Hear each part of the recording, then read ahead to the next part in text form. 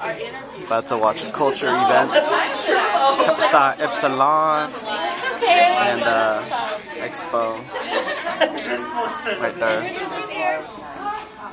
So let's go see what happens. Those are some nice blocks right there. To take a look back and study our roots, really where we came from. So yeah, we shouldn't ever forget where we came from. And even though there's many Filipinos that have adopted like the American culture and stuff, there's still many that believe in these stories and folklore. So yeah, there's some here, but more so in the Philippines, and that's important because these stories and cultures and lessons being passed down is really how our culture stays alive. Take more. Sorry, I'm stepping on your shoe. 1, 2, 3.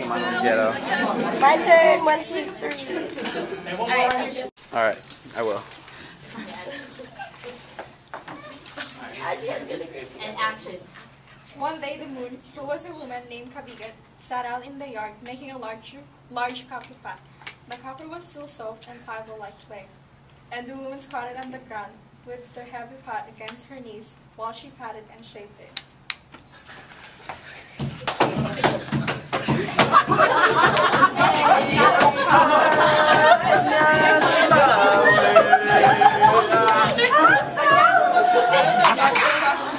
While on the outside with a wooden paddle dripping with water, she patted and slapped until she had worked down the bulge and formed a smooth. The boy was very interested in seeing the jar grow larger, more beautiful, and smoother with each Then he stood still for some time. Suddenly the moon looked up and saw her watching her. Instantly she struck him with her paddle, casting Smack!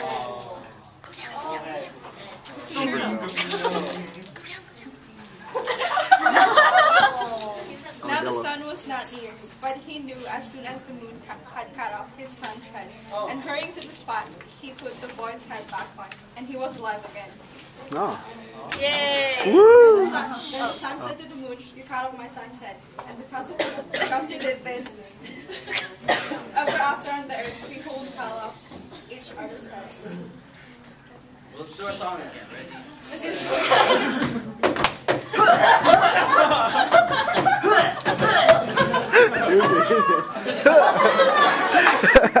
I forgot. And what do you think the moral or the meaning of the story is? Don't get in the way. Don't be a creeper. Straight up. Don't. Okay. Don't really. Don't be a peeping Tom. One of the meanings of this story, this is an Igorot story, so it came from the Igorot region, the Igorot tribes, and they were known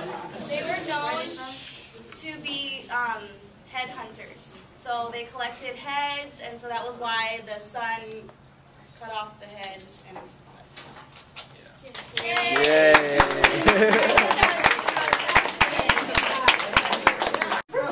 Are you in this? Okay, Let me guess, Philip's the star. Ready, 1, 2, 3. Name is Gladys. Hi, Gladys. Hey. I'm Liz. I'm Marie. Christina. Donna. Oh, Philip. Jason. Okay. Well, ladies first. So ours is the carabao and the shell. One very hot day when a carabao went into the river to bathe, he met a shell and they began talking. You are very... Oh. What are you saying? Huh? You're very slow. Oh no, I could beat you in any race. Then let us try and see. So they went out on the bank and started to run. After the carabao had gone a long distance, he stopped and called, Shell! "Here I am!" And another shell lying by the river asked, "Oh." Then the carabao, thinking that it was the same shell with which he was racing, ran on. By and by he stopped again and called, Shell! and another shell answered. Here I am. The carabao was surprised that the shell could keep up with him, but he ran on, and every time he stopped to call, another shell answered him. But he was determined that the shell should not beat him, so he ran until he dropped it. Shell.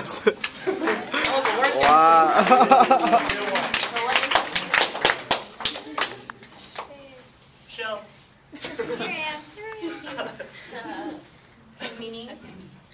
Somewhere in the middle. Oh, okay. That competition isn't always everything, and sometimes it could be deadly or have like a negative connotation to it.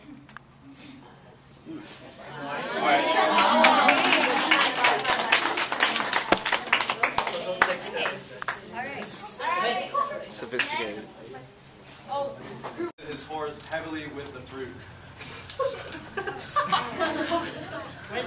Oh, shoot.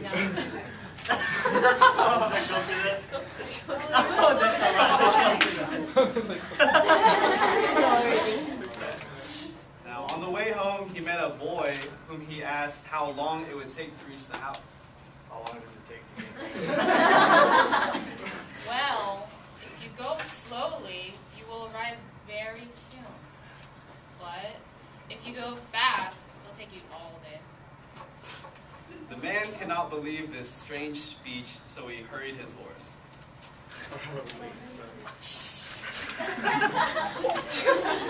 But the coconuts fell off, and he had to pick them all up and whatnot.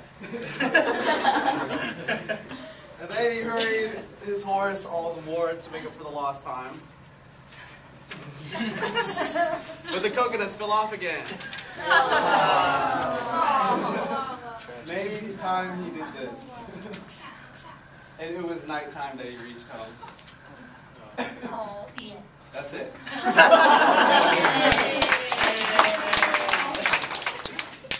Okay, so what was the meaning of that? It's like the Filipino version of the tortoise versus the hare, it seems. Slow and steady. So every time he was fast, all the coconuts fell. So he was in a hurry. So if he was slow, then all the rush. And if he went slow, then all the coconuts wouldn't fall. Tie down your coconuts better.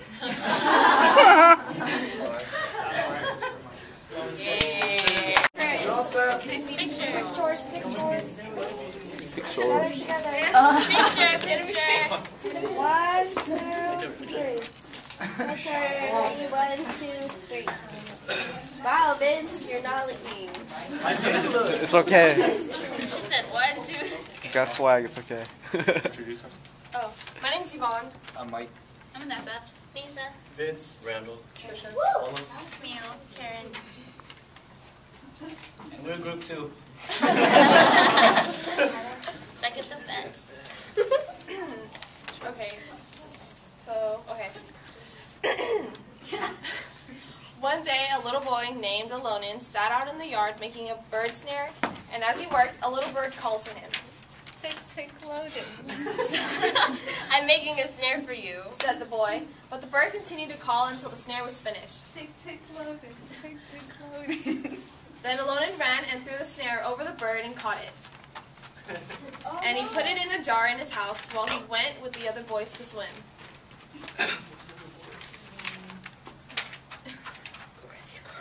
While he was away, his grandmother grew hungry. I'm hungry. So she ate the bird. And when Alon returned and found that the bird was gone, he was so sad that he wished he might go away and never come back. He went out into the forest and walked a long distance until finally he came to a big stone and said,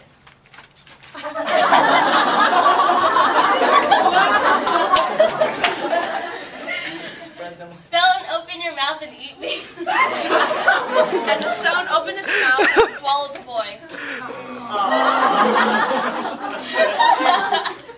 When his grandmother missed the boy, she went out and looked everywhere. Where are you? Hoping to find him. Finally, she passed near the stone and it cried out.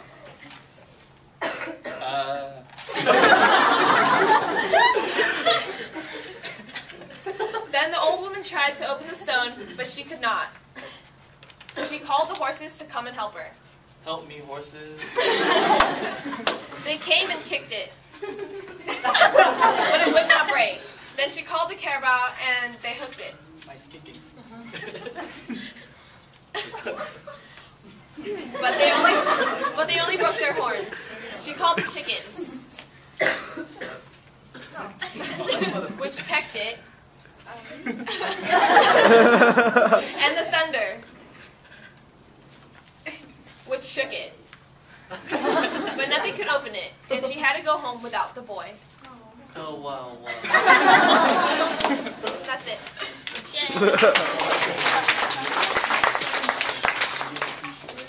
What do you guys think of that one, man?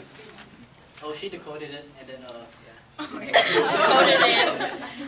Well, we thought that it meant, like, don't stress over the little things, like the fact that she, or the boy, thought that it was, like, really serious that the grandma had eaten the bird, so like, not to stress over, like, the little things. Yeah. And be careful what you wish for, because she wished that she'll never come back. She didn't. Oh, I mean, he didn't. Yeah, he didn't. Yeah, that's pretty much it. Thank you. Aswang, I think. Yeah. You want the lights on or off? You want it on scary or less scary? Scary. Alright, turn it up. Have it on. I think that's too Are there any scary movies in theaters? Yeah, there you go. This is the right row. Oh, damn. Alright. So, this is an Aswang. It's either known as a vampire or a shapeshifter. It can either go into a bat or a pig, or it can take other forms. Basically, it could either be male or female. It takes various forms in different regions. There's a different description and a different reasoning by it. But basically, before modern times and modern medicine, the Aswang was used to explain miscarriages and missing children. So basically, Oh my god. alright, this is a Chanak. And Chanak. it looks like a baby, but it's not a baby. It just looks like a baby, but it's either, there's different forms, so either it's a half demon, half baby child, or there are babies who have died before they gotten baptized, and when they die, they get stuck in limbo because they haven't gotten baptized, so they don't know if they belong in heaven. So they're stuck in limbo, they get transformed into evil spirits and come back into the world looking like that. Damn. Oh my god! And the way they attract people is they mimic the baby's cry. So, what do you do when you hear a baby cry? Like by itself. You go and you look at it, right? You want to see if you know. So, that's how it attracts people. They mimic the baby's cry, people look to see why the baby's crying, and then they're like, ah! The way to counteract the Chanaks is to wear your clothes inside out. And they think it's funny, and they're like, okay, I won't eat you. Because this one right here can separate its bottom half and top half. Like it rips its own body. How do you pronounce that, Sean? Manananggal. Yeah, it's like the one who separates. So like its top half has bat wings, and then it rips itself apart from its like torso and its waist. And then the top half flies around looking for prey and like killing people, while the bottom half just stands there. And that's where you kill it. Like the thing is, you get salt, like you pour it on its top half, and it wouldn't be able to come back together. So it's just gonna end up dying, flying in the air. And so it has a head of a horse instead of the body. I mean, instead of the legs.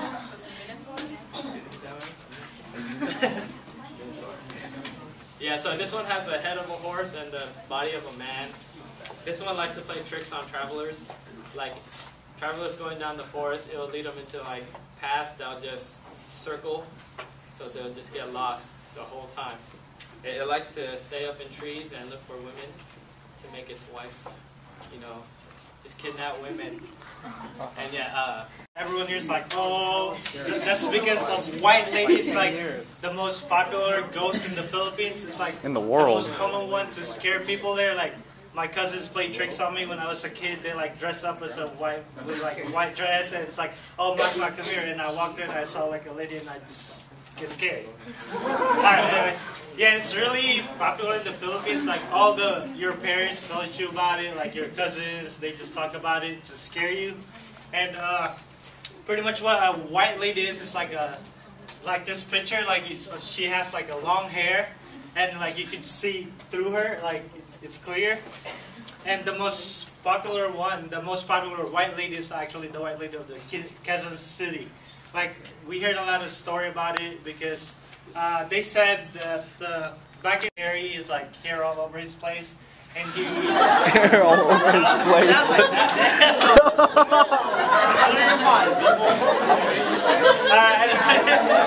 And he loves cigar. Like what people say is that.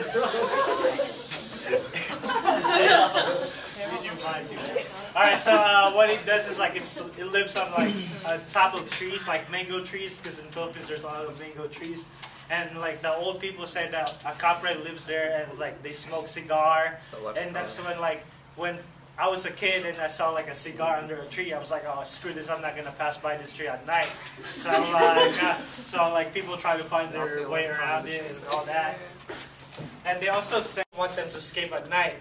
And then so they made up the Capre, and they said that there's Capre like on trees, on top of branches, like on top of trees, and they will kill you if you pass under it. So that's why like Filipino slaves like they never escaped, and they didn't try to escape because of the Capre. Damn. So mind fucked. Yep. All right. The next one I'm going to talk about is Duende. Well, here he looks ugly. It's that creature from Sin City. Duende is pretty much like goblins or half goblins. But most of it is like Filipinos. As Filipinos, we know it's like dwarfs. They're not like that ugly, but yeah, they're dwarfs. And they could either give you like good fortune or bad fortune. Like if you piss them off, then they're gonna be mad at you and they're like gonna give you a disease or something like that. And they live in like a termite kind of hill, like so it's like a small bump in the land. And if you step on it, like you're gonna get bad fortune. Like back in the Philippines, I don't know why it works, but it works. Like people get sick. Like people get sick when they step on something, and they said like, oh, a duende got you. And so like the old people would like offer food or like throw rice all over the place, like around their house, just to like give offering to the duende. And it's like 2 days later you get better, and it works. It just works. I don't know what it is, but it works. So yeah, so I do believe it. Damn.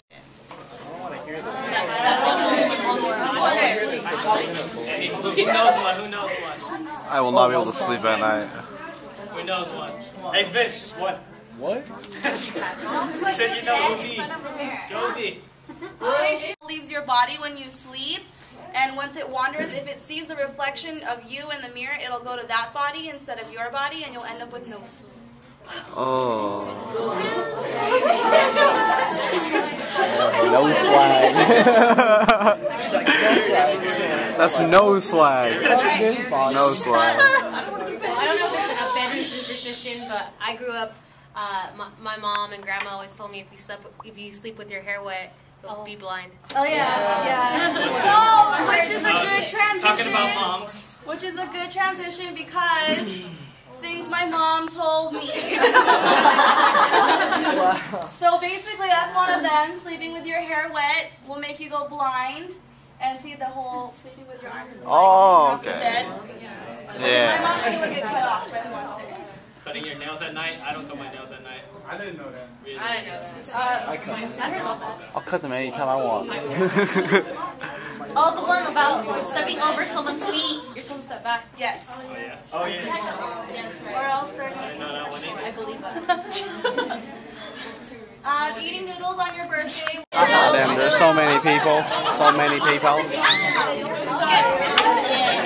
Wow. But you can't see my shirt. Get in the picture. Mike, always in my way.